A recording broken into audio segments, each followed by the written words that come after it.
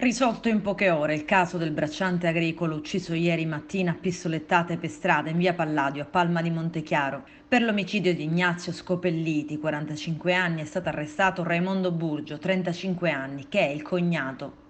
L'accusa nei suoi confronti è di omicidio volontario. L'uomo era stato fermato dai carabinieri poco dopo l'omicidio insieme al padre Salvatore Burgio, 72 anni, entrambi sospettati di essere gli autori del delitto.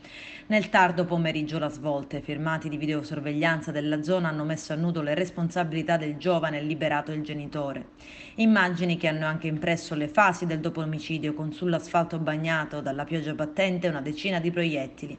L'arma del delitto, una pistola semiautomatica calibro 9, è stata trovata, era detenuta illegalmente da Burgio. Gli interrogatori di familiari, amici e conoscenti della vittima e della sua famiglia, condotti dai carabinieri e dal sostituto procuratore Emiliana Busto, hanno delineato una situazione familiare turbolenta, in cui sembrerebbe che la vittima, il 45enne ufficialmente disoccupato ma in realtà bracciante agricolo, maltrattasse la moglie Lucrezia e i 4 figli. Ci sarebbero state delle liti anche molto violente tra i familiari e l'uomo, affinché si allontanasse e lasciasse in pace la donna che voleva la separazione. Ieri l'ultima minaccia: pare che Scopelliti avesse minacciato una volta di troppo i Burgio, famiglia della moglie, esasperando definitivamente i familiari della donna.